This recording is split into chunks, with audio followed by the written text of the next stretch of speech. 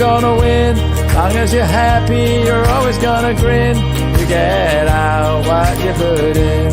You get out what you put in. Never gonna lose, never gonna win. Long as you're happy, you're always gonna grin. You get out what you put in.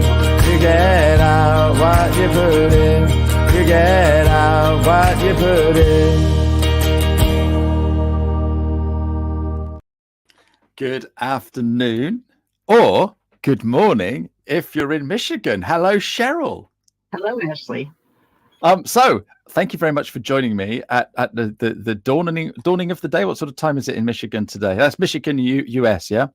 Yes, it's 7:30 in the morning where I am. Oh, that's not a bad time, is it? No, not a bad time at all. No, fantastic. Paint a picture of where you live, because I live in Devon, but what does Michigan look like? Michigan is a mix of farmland and woods and water. Lots of lakes in Michigan. Okay. Yep. And I actually live on 26 acres with woods and a field and a pond, and it's very beautiful here. Hang on, you live in a park? Yes, I live in a park. That sounds absolutely fantastic. Oh, how idyllic. Anyway, we're not here to talk about parks and woods and lakes, although that would be much more fun than software and data centric. And look, tell us a little bit about you and what you do, please, Cheryl. So I'm a professor of accounting and director of the School of Accounting at the Seidman College of Business at Grand Valley State University, which is located in Grand Rapids, Michigan. And as part of my teaching and research, I learned how to do accounting without debits and credits when I was in my master's program and my doctorate program at Michigan State University from a man named Bill McCarthy, who's a professor there. And then when I went out to work in public accounting, I found out that nobody else knew how to do that. And in fact, they didn't even know how to use spreadsheets and just basic database tools at that time. This was back in the late 1980s, dating myself a little bit, but it was 1988. And so I had to beg a supervisor to let me use a spreadsheet to do a fluctuation analysis instead of writing it all out by hand on 22 columns or something ledger paper. And so I realized then that I needed to go back into academia if I was going to try to push the field of accounting forward. And because at that time, academia, at least where I was ahead of practice. And so I went back and got my PhD and then started teaching other people how to do some of the things that I had learned how to do. And now it seems that a lot of practice has jumped ahead of academia. So now I'm sort of looking at it from the other side going, okay, maybe I need to get back into practice now if I'm going to keep pushing the field forward. And I ended up going to a semantic technology conference where I met Dave McComb from Semantic Arts. He's the president of Semantic Arts. And he has an ontology called GIST. And we had in accounting an ontology called the Resources, Events, Agents Ontology, or REA. And that was what we used to build the models of enterprises that allow us to design a database that we can get the accounting information directly from instead of the traditional bookkeeping with debits and credits and journals and ledgers and accounts. And so when I saw Dave present, I was like, well, that's really similar. And that's intriguing because he wasn't using it for accounting. He was using it for other kinds of business software. And I happened to run into him at the airport after the conference. And I asked him, I said, so in a database for a real company, how many tables should it take? Because I can't fathom it needing more than about 300 tables, maybe 400 for a really big company.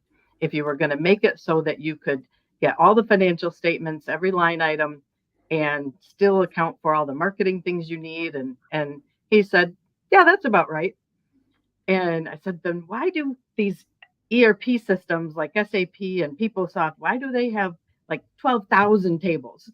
And he said, well, they just designed it differently.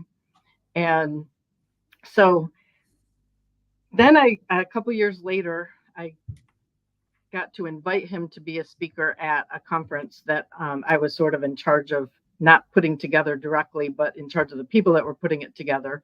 I was the president of the get it right, Strategic and Emerging Technologies section of the American Accounting Association.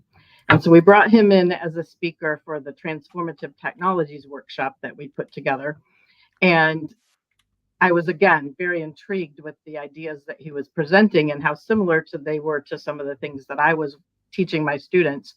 And so then in 2019, I had an opportunity to attend a workshop that he puts on called Designing and Building Business Ontologies. And that taught me just enough to know that I needed an even deeper dive. And so I was in the process of applying for a sabbatical with my university. And I called Dave and asked him, can I work on a couple of engagements with Semantic Arts employees so that I can see really what you're doing deeper and do a comparison of that with REA and write a research paper about it? And he said, sure, that'd be great. Well, then the pandemic hit and my sabbatical got postponed to 2021. And by that time, he was saying, let's write a book instead. Instead of you working on engagements, let's write a book about data-centric accounting. And we had been tossing around a lot of ideas and how it could work, what he was doing with the accounting stuff I was doing.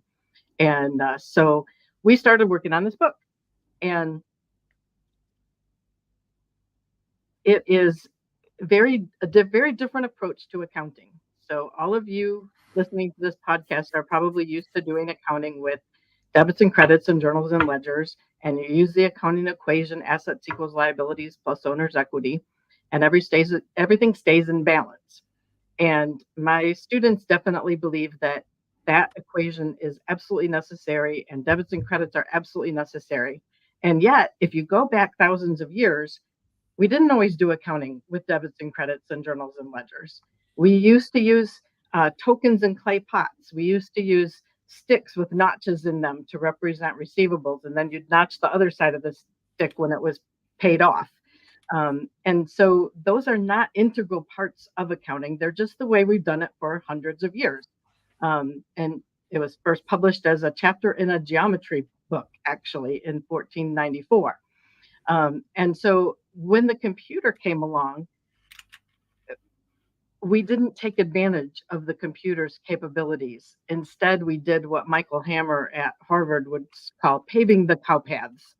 And so we just did the same thing as we always did before, but faster and more accurately. But we didn't take the opportunity to say, hey, is this really the best way to do accounting? Are we capturing all the data that we need to capture? And the answer is no, we're not. Because accounting comes in halfway through the story.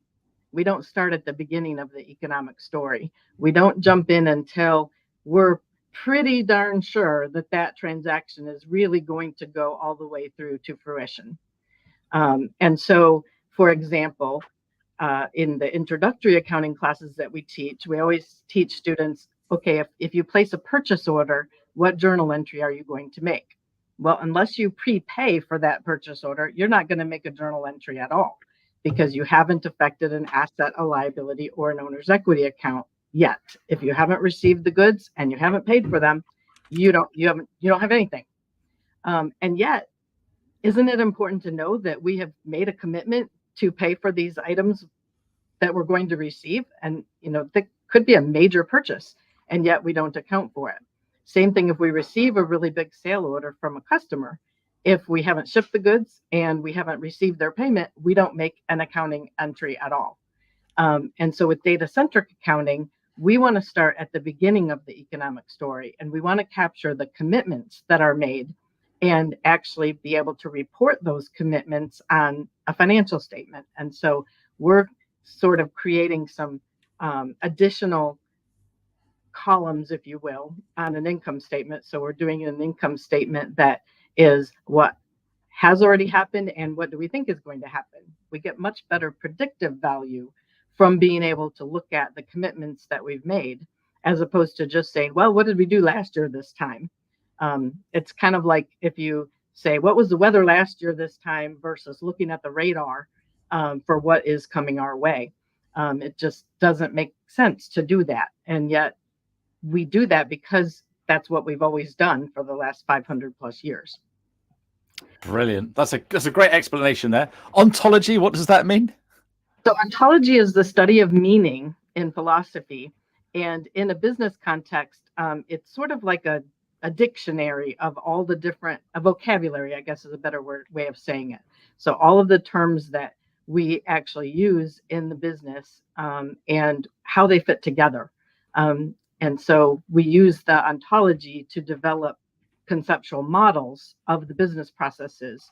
And then we use those models to actually design the data store. And I had always done it with relational databases because that's what I learned in school.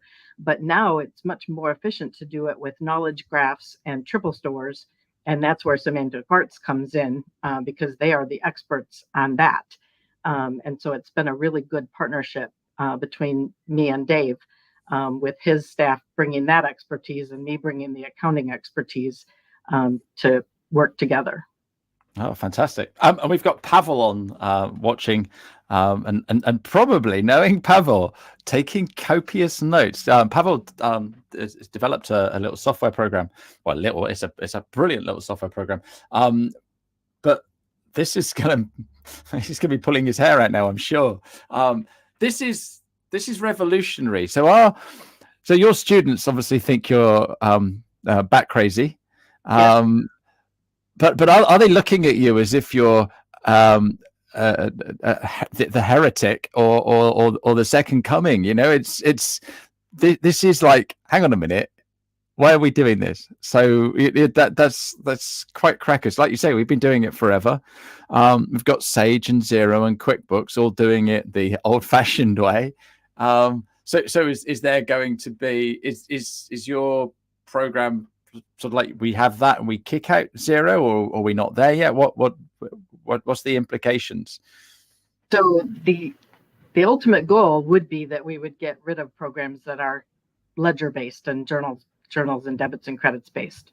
Not that we would necessarily put the companies out of business, but hopefully that they would change the way they're doing their software to be more consistent with this.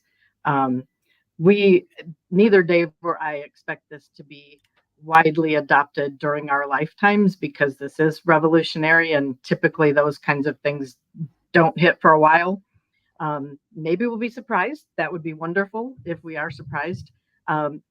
He's actually implementing it at his firm at Semantic Arts as a proof of concept to make sure that, then we can show the world, hey, look how well this really works. And then hopefully we'll be able to, at least in our lifetime, implement it at some other companies similar to his. His is a software consulting business. And so any kind of a professional services firm, this would be the next place to implement it. But we foresee it being able to be used in all kinds of businesses. We're working on models for manufacturing as well. Really, every company has 3 overall business processes: buy, sell, and make. And it's just a matter of what variations on those processes and what specific vocabulary to put on them. But every process that is there is some variation of buy, sell, or make. Even financing, you're buying money or buying the use of money. And consulting would be a form of make. And so once you've modeled it for each of those processes for one kind of company, it's pretty easy to take that and extrapolate it to another kind of company as well. Yeah, sure. So would a fair analogy be the coming of the motor car? Because for many, I was going to say donkey's years, but for many thousands of years we were using the horse. And Henry Ford is quoted as saying, if I'd have asked my customers what they wanted, it would have been a faster horse. But obviously we invented that wheel thing and then the internal combustion engine and all the other things that followed on, and now we've got the electric car. But back then, when they had the first car, they didn't have freeways or motorways and parking lots and stuff like that. And so we've had to catch up, haven't we? Yes. I think we've sorted that now. Well, we haven't, have we? Because there's too many cars on the road. But I guess that is where we are. So next we'll have the flying cars. yes, yeah. So come on then. In layman's term, because I'm not an accountant and I haven't been to university and I haven't done a PhD, how is it? How is data-centric accounting different to traditional accounting and bookkeeping systems? And when we say systems, I guess we're talking about Xero and QuickBooks and Sage and the like. And even SAP and PeopleSoft, even the big ERP software, although they have source systems that capture the kind of data that we're talking about capturing, they're not embedded into the accounting system part of that software. And so it's all very modular with bridges built between it. And data-centric accounting says, let's capture the raw transaction data, and then let's put the algorithms on top of it to produce the accounting information as a view. And so we can use that same raw transaction data to get marketing views out of it, or to get management views out of it, or production scheduling views out of it. So really, it won't be just an accounting system. It will be an enterprise system that can do the accounting as well as everything else that needs to be done. So it's a very different kind of approach. It's very, it's data-centric, as the name implies. And Dave has written several different books, Semantic Business Systems, and then the Software Wasteland was his second book, and then the Data-Centric Revolution was his third book. And that was not data-centric accounting, that was just data-centric in general. And so Software Wasteland, he talked about the fact that for years and years and years, all of the system developers have been application-centric, and they have copied the data over and over and over. For each of the different applications, there's a different copy of the data, which makes it very prone to having dysfunctional data. Data redundancy always causes data inconsistencies. And so by having the data be the centric part of it, that's the most important part of the system, and store the data only once and then retrieve it when you need it for whatever different purpose, you keep the data cleaner that way, and you're not going to have all of the issues. And by putting all of the accruals and deferrals in the algorithm that produces the accounting information, instead of embedding those accruals and deferrals in the data, you make it so that you can use that same data for cost accounting purposes. You're not an accountant, so you might not know that once you make journal entries and you contaminate the data with the accruals and deferrals, then to try to get the information out that you need for cost accounting purposes or managerial accounting purposes, you have to try to back out those accruals and deferrals. So you have to kind of transform the data back to what it was, and you never can really know that you got it truly the way it was because you didn't capture it in that format to be able to use it. Well, in this, you won't have to transform it back because it will already be there in its pure form, and you can use that data for the managerial and cost accounting purposes. And still apply the deferrals and accruals as you need them to produce generally accepted accounting principles based financial statements. Every country has a set of GAAP. It's a little different, GAAP UK versus GAAP US, but it's still, there's a lot of overlap between them. And so you want to make sure that you're compliant with those. And so you build the compliance into the algorithms. And then as the compliance changes, you change your algorithm. And so that's the primary difference, is just the whole approach of having the data be the most important thing, and then putting all the accounting as part of the view. Brilliant.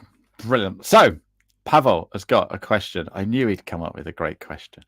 Okay. How do you intend to translate your model to finance model needed for getting a bank manager to provide you with operational financing? For our company or for just a general company? I'm guessing that he means if so at the moment with my small business, I can get a P&L and a cash flow forecast, and I can go to my bank manager and get a loan.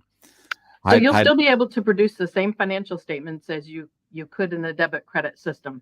We're just producing them in a different way, but we're still producing the same financial statements that you're used to. We can also generate an additional column for the income statement that will provide better forecasting. But you'll still be able to get your P&L. You'll still be able to get your balance sheet. You'll still be able to generate a statement of cash flows.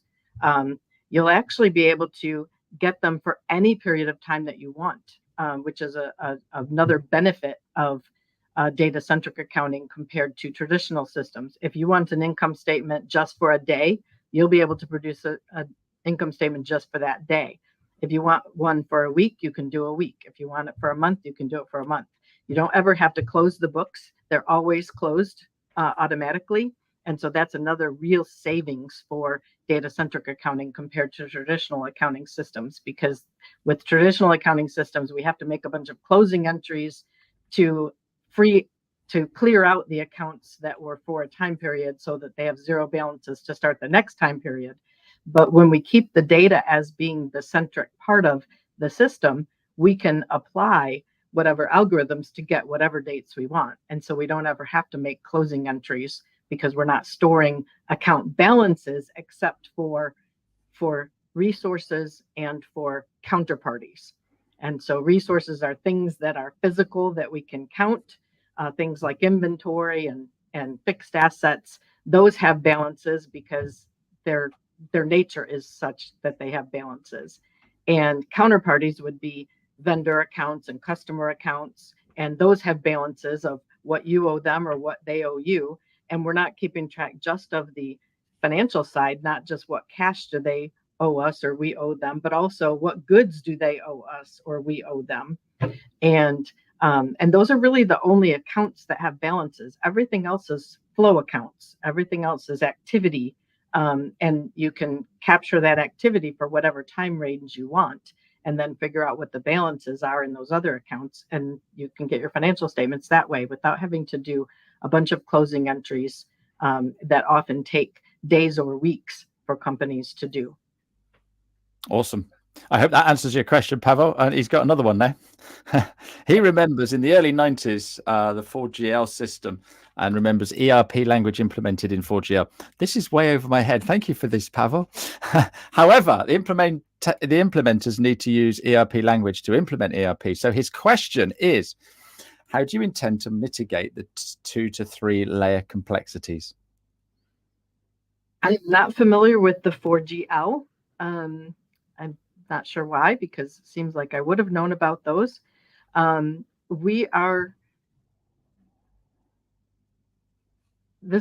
would be a better question for Dave, because he's doing the technical side of this and writing his developers are writing the programs for it. So I guess I don't know the answer to this question. I'm really sorry, Pavel. So I've got a suggestion.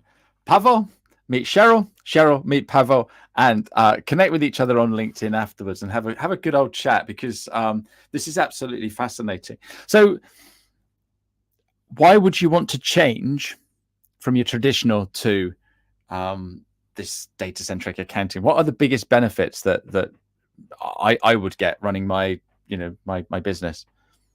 So I think the flexibility is the biggest key. The ability to not have to close your books and to be able to get financial statements for any period of time that you're interested in. It's also better forecasting, because you're also capturing your commitments. And it's interesting because a lot of people say, well, the reason we don't capture commitments in a traditional accounting system is because they're not certain enough, and we don't want to capture anything that's not certain.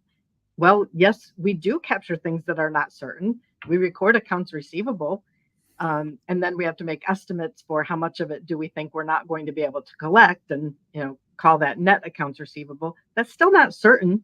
So why can we do that, but we can't record sale orders and say that, okay, we have an obligation to ship these goods and a right to receive payment for them, even though neither one of them has happened yet. And so we don't have an asset, a liability, or an equity. It's still an important business event. It's part of a financial business process that is in process. And so why can't we report that just because it's less certain than the account receivable part of it is?